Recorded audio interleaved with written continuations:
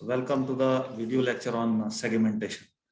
तो ये भी आपके पास एक मेमोरी मैनेजमेंट की टेक्निक है। इसके अंदर भी हम वर्चुअल मेमोरी मैनेजमेंट की जो कॉन्सेप्ट है वो इम्प्लीमेंट करते हैं, लेकिन इसमें और पेजिंग में बहुत बड़ा डिफरेंस ये है कि ये जो सेगमेंटेशन है ये यूजर का जो व्यू है, जो यूजर का जो तरीका है प्रोग्राम को क्रिएट करने का, वो उसको कंसिडरेशन में जो है सेगमेंटेशन लेता है। और पेजिंग जो है, पेजिंग इस चीज को कंसिडरेशन में नहीं लेता कि यूजर का जो प्रोसेस होगा वो कितने फंक्शंस में डिवाइडेड है, उन फंक्शंस का साइज कितना बड़ा होगा, और कोई बड़ा फंक्शन होगा कोई छोटा फंक्शन होगा, तो लेकिन पेज का साइज जो है दैट ऑलवेज रिमेन्स फिक्स्ड। तो इसलिए जो हम ये कह सकते हैं कि जो हमारा पेजिंग का जो कॉन्सेप्ट है that is implemented from the operating system point of view to keep the complexities of the operating system very very simple. लेकिन जो सेगमेंटेशन है, सेगमेंटेशन जो है यूजर्स का जो व्यू है प्रोसेसेस को क्रिएट करने का, उसको जो है ज्यादा ध्यान में रखता है और उसकी ज्यादा कंसिडरेशन जो है ले जाती है। तो हम इसको सिंपल वे में डिफाइन कर सकते हैं कि this is also a memory management technique, but it is a memory management technique which is considering the user view of the processes.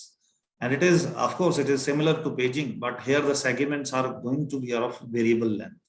क्योंकि यही एक सबसे बड़ी इंपॉर्टेंट बात है कि जब हम एक कोई प्रोग्राम क्रिएट करते हैं, चाहे वो सी में हो, चाहे वो जावा में हो, चाहे किसी भी प्रोग्रामिंग लैंग्वेज में हो, जब उस प्रोग्राम को अलग अलग फंक्शंस में हम क्रिएट करते हैं, अलग अलग फंक्शंस में हम प्रोग्राम को डिवाइड करते हैं, तो क्या हम ये पहले से एज्यूम करके रखेंगे कि फंक्शन का साइज कितना बड़ा होना चाहिए? No, this can not be decided. हम प्रोग्रामर के ऊपर ये बर्डन नहीं डाल सकते कि वो ये पहले से एज्यूम करके रखे कि उसको जो फंक्शन बनाना है वो फंक्शन कितने बड़े साइज का होने वाला है। तो इसलिए हम क्या करेंगे, इसलिए अब वो फंक्शन यूजर जो है अपनी कन्वीनियंस के हिसाब से जो है अपना प्रोसेस के जो अलग अलग फंक्शंस हैं उनको वो क्रिएट करता जाएगा। लेकिन जब वो अलग अलग फंक्शंस को वो क्रिएट करेगा अपने कन्वीनियंस के अकॉर्डिंगली, और फिर उस सेगमेंटेशन की जो टेक्निक है वो उसी उन्हीं अलग अलग साइजेस के जो प्रोसेसेस हैं या एक प्रोसेस के अलग अलग फंक्शन है डिफरेंट साइजेस के, उन सारे फंक्शंस की जो इम्प्लीमेंटेशन वो कर पाएगा in the with the help of your segmentation. तो हम ये कह सकते हैं कि segmentation is a more user friendly view of managing the memory. अब हम ये कह सकते हैं कि हमारा जो प्रोग्राम है that is divided into number of different functions and every function is having number of different sizes, उसके अलग अलग साइज हो सकते हैं। ठीक है, अब हम ये अज्यूम करते हैं, अब हम इसकी सेगमेंटेशन की जो एक्चुअल इंप्लीमेंटेशन है उस पर आते हैं और उसको देखते हैं कि ये कैसे इंप्लीमेंट हो रही है। तो हम ये अज्यूम कर रहे हैं कि हमारे पास एक प्रोग्राम है, उस प्रोग्राम के 3 सेगमेंट्स हैं, या ये कह सकते हैं कि उसके 3 फंक्शंस हैं। एक फंक्शन 1 है, फंक्शन 2 है, फंक्शन 3 है। तो हमारा जो प्रोग्राम है, कोई भी, late it B a process P1, late it B a process N, कोई भी प्रोसेस है उसके 3 अलग अलग डिफरेंट फंक्शंस। ठीक है, अब ये जो 3 अलग अलग डिफरेंट फंक्शंस हैं, ये तीनों फंक्शंस जो है ये अब मेमोरी में, फिजिकल मेमोरी में लोड होंगे। तो जब ये फिजिकल मेमोरी में लोड होंगे तो इनका जो डेटा स्ट्रक्चर है वो इस तरीके से रहेगा। अब आप यहाँ से हम देख सकते हैं कि ये जो फंक्शन 1 है this is loaded over here, function 2 is loaded over here and function 3 is loaded over here. लेकिन अब जो मेमोरी है that is not divided into your frames, know the memory is divided into number of different segments. अब segments जो है अलग अलग size के हैं, लेकिन जब सेगमेंट अलग अलग साइज का है तो उसकी 2 इंफॉर्मेशंस जो है आपके एक सेगमेंट के साथ जो है 2 इंफॉर्मेशन जो है जुड़ी रहती हैं, और वो दोनों इंफॉर्मेशन आपने अपने डेटा स्ट्रक्चर के अंदर स्टोर करनी है। तो वो कौन सी इंफॉर्मेशन है? जैसे हम यहाँ अज्यूम कर रहे हैं कि जो फंक्शन 1 है that is loaded over here, लेकिन इस मेमोरी का जो बेस एड्रेस है और इसका जो फाइनल एड्रेस है, जो लिमिट एड्रेस है, यानी कि जो फंक्शन 1 जो है कहाँ पर इसको मेमोरी जो एलोकेट हुई है वो स्टार्ट की मेमोरी का एड्रेस 20 है, और जो फंक्शन 1 का जो लास्ट मेमोरी एड्रेस है दैट इज 50, यानी कि 20 से लेके 50 तक जितना एड्रेसेस बीच में है वो सारे के सारे फंक्शन 1 को मिले हुए हैं। तो इसलिए फंक्शन 1 के साथ हमने क्या करना है कि उसकी जो बेस है और बेस मेमोरी है, जो उसकी जो लिमिट मेमोरी है, वो सारा हमें दोनों चीजें एक्स्ट्रा मेंटेन करके रखनी है सेगमेंटेशन के अंदर। सिमिलरली हम यहाँ पर अज्यूम कर सकते हैं कि फंक्शन 1 यहाँ पर लोडेड है और फंक्शन 2 जो है वो उसका जो बेस एड्रेस जो है वो दैट इज 100 एंड उसका जो लिमिट एड्रेस है that is 140. And similarly, function 3 is also residing in some memory location from 150 to 190. तो 150 से लेके 190 तक जो है आपका फंक्शन 3 जो है that is also loaded into your physical memory. और इसके अंदर एक हम जब एडवांटेजेस एंड डिसएडवांटेजेस पढ़ेंगे तब हम देखेंगे, लेकिन हम यहाँ पर ये भी पिक्चर में देख सकते हैं कि यहाँ पर हमारी इंटरनल फ्रेगमेंटेशन की थोड़ी बहुत प्रॉब्लम जो है वो एक्सटर्नल फ्रेगमेंटेशन की थोड़ी बहुत प्रॉब्लम रह सकती है. ठीक है, तो चलो उसको बाद में देखेंगे. अब हम ये एज्यूम कर देंगे ये तीन फंक्शन तीन अलग अलग मेमोरी स्पेसेस में जो उनका स्टार्ट एड्रेस और उनका लास्ट एड्रेस हमें मिला हुआ है उसके अंदर जो है ये चीज हम स्टोर करके रखते हैं. ठीक है, अब क्या होगा कि अब हमारे पास एक और डेटा स्ट्रक्चर है which is called as segment table of process P1. ठीक है, तो ये अगर हमारा प्रोसेस P1 है जिसके अलग अलग डिफरेंट सेगमेंट्स हैं तो ये उसकी इंफॉर्मेशन कहां पर रहेगी, उसकी इंफॉर्मेशन जो है सेगमेंट टेबल बेस रजिस्टर के पास. अब सेगमेंट टेबल बेस रजिस्टर के पास क्या इंफॉर्मेशन रहती है, उसका डेटा स्ट्रक्चर कैसा है, उसके अंदर कौन कौन सी इंफॉर्मेशन है. उसके अंदर एक चीज है कि segment number 1, segment number 2, segment number 3.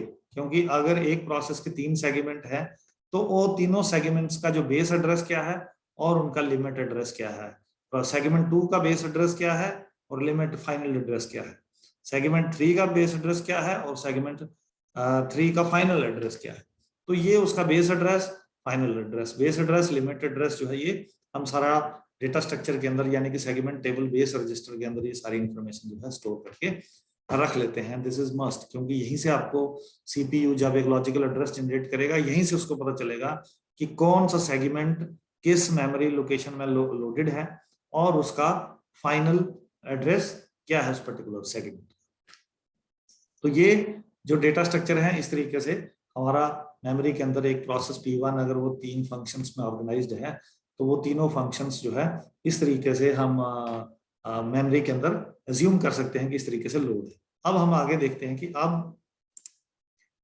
अब आता है सीपीयू पिक्चर में. तो सीपीयू क्या करता है, अगेन सीपीयू एक लॉजिकल एड्रेस जनरेट करता है और वो logical address has to be converted into the physical address. और सीपीयू ने जो लॉजिकल एड्रेस जनरेट किया उसने बोला कि सेगमेंट नंबर 1 का कोई एक एड्रेस, सेगमेंट नंबर 1 का कोई एक ऑफसेट एड्रेस उसको एक चाहिए. ठीक है, तो ये सीपीयू ने एक डिमांड की.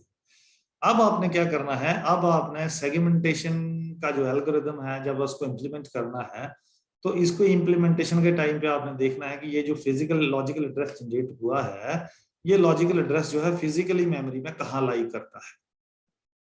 ठीक है, तो सेगमेंट नंबर 1 का कोई address, let it be an X address, let's call this address as an offset value. ठीक है, तो सेगमेंट नंबर की कोई ऑफसेट वैल्यू उसने मांगी. तो अब क्या है कि सेगमेंट टेबल बेस रजिस्टर से वो देखेगा कि सेगमेंट नंबर 1 का जो बेस एड्रेस है उसके साथ वो क्या करेगा, उसको फिजिकल एड्रेस में कन्वर्ट करेगा. ठीक है, तो सेगमेंट नंबर 1 का बेस एड्रेस जो है दैट इज 20 को वो किसके साथ ऐड करेगा, इस ऑफसेट वैल्यू. ठीक है, इस ऑफसेट वैल्यू को ऐड कर देगा, लेकिन ये डायरेक्टली नहीं. This is the very important point कि ये अभी नहीं हुआ, अभी तक आप एज्यूम करोगे यही है. सेगमेंट नंबर 1 का बेस एड्रेस जो है वो यहाँ पर लोड हो गया फिजिकल एड्रेस. ठीक है, लेकिन अभी फिजिकल एड्रेस बना नहीं है.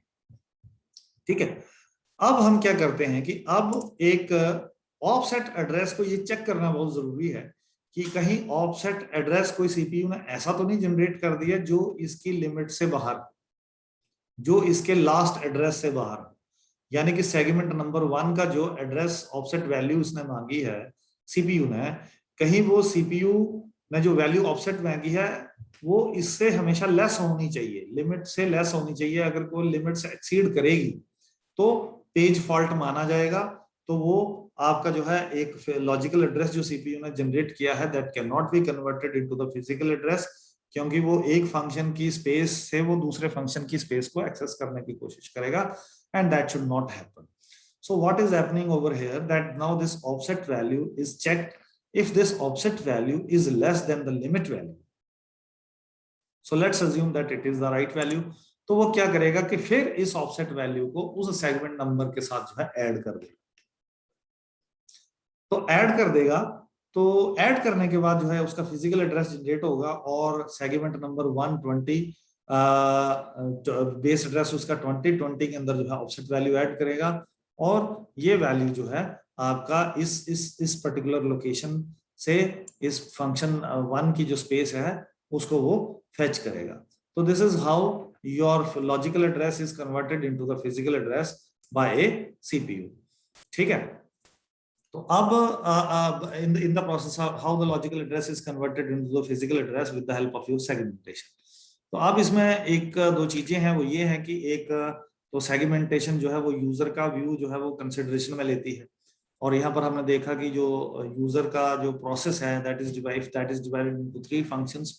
तो तीनों फंक्शंस को वो मेमोरी के अंदर लोड कर देगा with 2 information, one is the base address, another one is the last address of that particular location। फिर एक सेगमेंट टेबल होगा जिसके अंदर जो है वो सारी इंफॉर्मेशन रहेगी कि कौन सा सेगमेंट कहां से लेके कहां तक लोडेड है। फिर सीपीयू एक लॉजिकल एड्रेस जनरेट करेगा, उस लॉजिकल एड्रेस वो जो भी जनरेट करेगा उसका बेस एड्रेस जो है फिजिकल एड्रेस में डाल दिया जाएगा और फिजिकल एड्रेस में डालने के बाद बेस एड्रेस को फिजिकल एड्रेस में डालने के बाद उसकी ऑफसेट वैल्यू जो सीपीयू ने जनरेट की है यहाँ से ऑफसेट वैल्यू उसको चेक किया जाएगा कि वो लिमिट वैल्यू से लेस है, उसकी लास्ट वैल्यू से लेस है। अगर वो लेस है तो उस वैल्यू को भी साथ में ऐड कर दिया जाएगा फिजिकल एड्रेस में और फिर जो है ये प्रोसेस जो है लॉजिकल एड्रेस को हम कह सकते हैं कि logical address has been converted into the physical address और उस पर्टिकुलर फिजिकल एड्रेस से जो इंफॉर्मेशन जनरेट होगी now that information can be submitted to the CPU, right. So this is how your page segmentation operates। अब हम देखते हैं कि हमारा जो इसकी जो सेगमेंटेशन है इसके एडवांटेजेस और डिसएडवांटेज क्या है। Let's have a quick look over this. तो एडवांटेजेस में क्या है कि इसके अंदर एक तो सबसे पहला जो मैंने आपको स्टार्ट में बताया था कि इसके अंदर इंटरनल फ्रेगमेंटेशन का कोई कॉन्सेप्ट नहीं है कि इंटरनल फ्रेगमेंटेशन जो है सेगमेंटेशन के अंदर नहीं हो सकती, क्योंकि वो उतनी ही मेमोरी एक प्रोसेस को एलोकेट करेगा जितनी उस प्रोसेस को एक्चुअली चाहिए होगी। तो ऐसा कोई सिचुएशन नहीं बनेगी कि आप के पास ज्यादा मेमोरी है और उसके अंदर आपने काम डेटा स्टोर किया है, that is not going to happen जैसे पेजिंग के अंदर होता है, क्योंकि पेज का साइज फिक्स्ड रहता है। तो जब आपका एक प्रोसेस का कोई पार्ट आता है तो वो उस पेज के अंदर लोड हो जाता है, लेकिन अगर पेज का साइज ज्यादा है और वो अगर थोड़ा सा बच जाता है तो that is the internal fragmentation. लेकिन ऐसा सेगमेंटेशन के अंदर नहीं होता, क्योंकि प्रोसेस जो है वो उसके जो साइज है जितना प्रोसेस होता है उतना ही सेगमेंट बनता है, उतनी ही उसको मेमोरी के अंदर जगह एलोकेट होती है। ठीक है, और segment size is fixed according to the parts of the different process. तो जितना फंक्शन है उतना सेगमेंट बनेगा, कोई बड़ा होगा कोई छोटा होगा। तो जिस तरीके से हमारी लिमिटेशन थी कि पेजिंग के अंदर सारे फिक्स्ड रहेंगे, that is not the limitation over here. So it is easier to relocate segments than the entire address space of the process, right? So this is again the advantage of your segmentation with respect to the different processes। ठीक है, तो इसमें जो relocation है segments की वो भी बड़ी इजी है, क्योंकि आपको बेस एड्रेस पता है। सेगमेंट टेबल के अंदर जो है ये पड़ी हुई सारी इंफॉर्मेशन की बेस एड्रेस क्या है और लिमिट एड्रेस क्या है, और वहां से हम जो है इजीली रीलोकेट कर सकते हैं सेगमेंट्स को। ठीक है, और उसकी इंटायर एड्रेस स्पेस को। ठीक है, तो ये एडवांटेजेस हैं। डिसएडवांटेजेस क्या है कि it can have some external fragmentation. तो एक्सटर्नल फ्रेगमेंटेशन यहाँ पर थोड़ी बहुत चांसेस हैं, क्योंकि हो सकता है कि दो फंक्शंस को जो मेमोरी मिली है उसके बीच में कोई थोड़ी बहुत मेमोरी जो है खाली रह जाए। ठीक है, तो एक्सटर्नल फ्रेगमेंटेशन का इशू जो है यहाँ पर रह सकता है। सो इट इज दूसरा डिसएडवांटेज ये भी है इसका कि it is difficult to allocate contiguous memory to the variable size partitions. ठीक है, क्योंकि आप वेरिएबल साइज पार्टीशन है तो उनको जरूर नहीं है कि कंटिन्यूअस मेमोरी जो है साथ साथ कंटिन्यूअस मेमोरी जो है साथ साथ मिल जाए। तो ये एक उसका डिसएडवांटेज रह सकता है, लेकिन इससे कोई आपके प्रोग्राम के ऊपर किसी तरीके का ओवरहेड जो है नहीं पड़ने वाला है, ये सिर्फ इम्प्लीमेंटेशन पॉइंट ऑफ व्यू से है। ठीक है, तो इसके साथ हमने आज देखा कि सेगमेंटेशन किस तरीके से ऑपरेटिंग सिस्टम के अंदर इंप्लीमेंट होती है। Right, thank you.